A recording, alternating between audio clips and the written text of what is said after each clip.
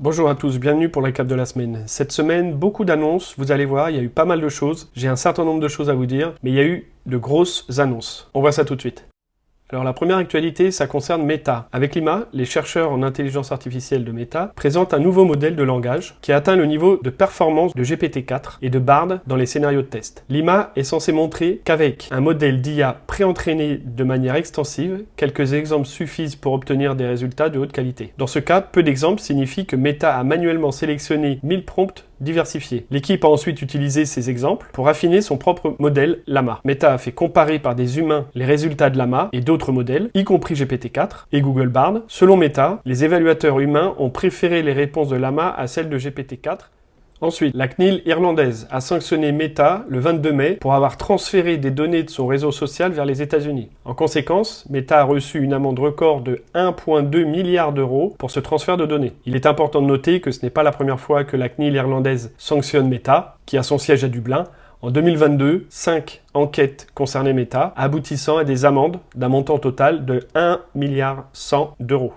Autre article, le dernier modèle linguistique de Meta, appelé Megabyte, alias MB, est conçu pour fonctionner avec de très grands ensembles de données. Avec seulement 17 milliards de paramètres, soit 1/10 de GPT-4, MB est plus petit, mais offre néanmoins des performances comparables dans les tests internes selon les chercheurs de Meta. Dans l'ensemble, Meta présente MB comme un modèle de langage plus gérable qui peut faciliter son réglage.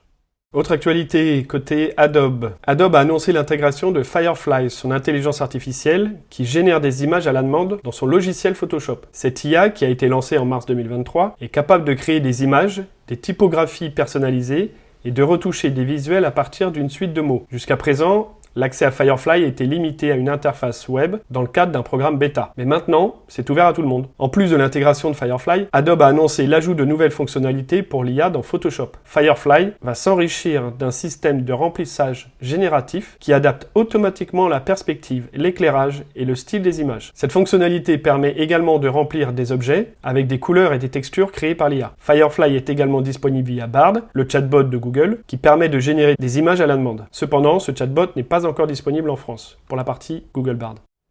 Ensuite, une autre information qui pourra être utile à beaucoup de monde. ChatHub est une extension Google Chrome qui centralise les principaux chatbots du marché. Cela permet à l'utilisateur de poser des questions à ChatGPT, Bing, Claude et d'autres, tous sur la même interface et de comparer leurs résultats. Vous avez le détail ici pour l'installation de l'extension idoine. Bien sûr, comme d'habitude, je vous mets tous les liens dans la description.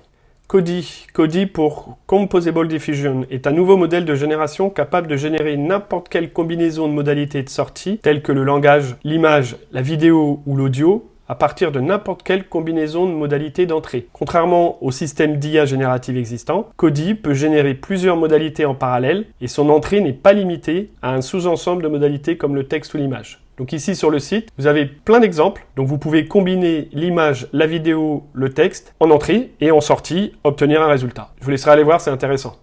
Autre information importante, du côté de Stable Diffusion cette fois-ci. Vous pouvez facilement créer des images d'effets de texte époustouflantes et uniques à l'aide de Stable Diffusion et de ControlNet. Voici quelques effets de texte sympas que vous pouvez faire. Dans cet article, vous avez tout le détail, la configuration, l'installation, etc.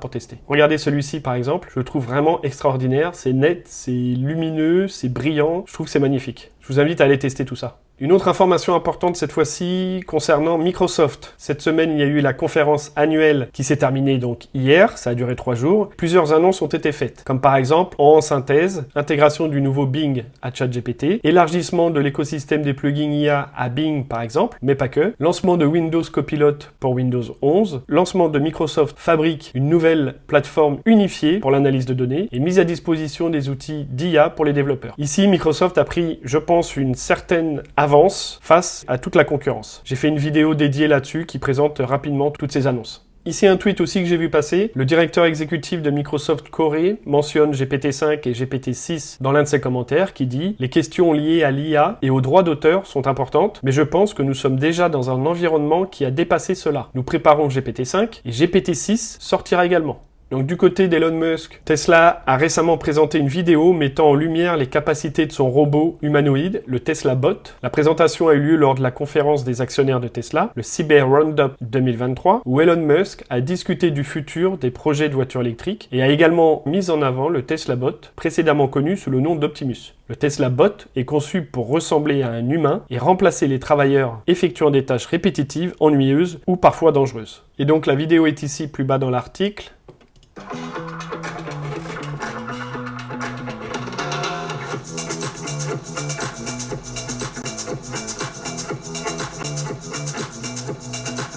Je vous laisserai aller la consulter de votre côté.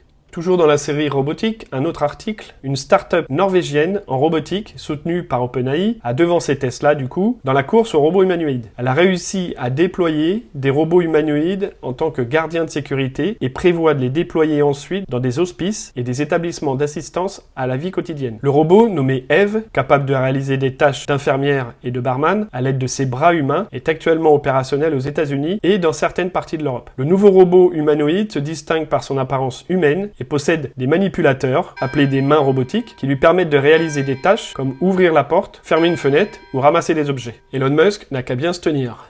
Ensuite, du côté d'Apple, Apple a commencé à prélever une taxe sur les inventions d'IA, ce qui pourrait coûter à OpenAI et à d'autres des centaines de millions de dollars par an. OpenAI a récemment lancé une application iPhone pour ChatGPT qui a rapidement atteint le sommet des classements de l'App Store iOS. Apple prend sa commission habituelle de 30% sur les nouvelles souscriptions à l'application faites via iOS. Apple est particulièrement préoccupé par la possibilité que des informations confidentielles soient divulguées par ces outils. Une autre information importante, et là je pense qu'en termes de retouche photo, on a poussé encore l'innovation. Google a dévoilé une IA qui rend facile la manipulation de photos. DragGAN est un outil basé sur l'IA qui utilise les réseaux antagonistes génératifs pour créer ou modifier une image de façon très réaliste. L'invention propose un moyen interactif de contrôler les GAN en faisant glisser des points pour atteindre des positions cibles. Ces manipulations permettent de contrôler la pose, la forme, l'expression et la disposition de différents objets, humains ou animaux, avec précision. Je prépare une vidéo là-dessus, alors assurez-vous d'être abonné à ma chaîne pour ne manquer aucune de mes prochaines vidéos. Ensuite, OpenAI vient de déposer un nouvel article sur leur site mentionnant la nécessité de plonger profondément dans la, je cite, gouvernance de la superintelligence. Les informations clés à retenir sont la collaboration qui est essentielle, il faut se coordonner entre les principaux efforts de développement, la création d'une autorité internationale semble nécessaire, il faut construire une superintelligence pour assurer la sécurité. La participation doit être publique et en termes de progrès irréversible, malgré les risques, arrêter la création et la superintelligence n'est pas une option réalisable ou souhaitable. Et enfin, l'application ChatGPT pour iOS, qui était jusque-là interdite en France, est maintenant ouverte. Vous pouvez télécharger l'application ChatGPT sur vos devices iOS. Voilà, merci à ceux qui sont restés jusqu'au bout et je vous souhaite un bon week-end. Ciao!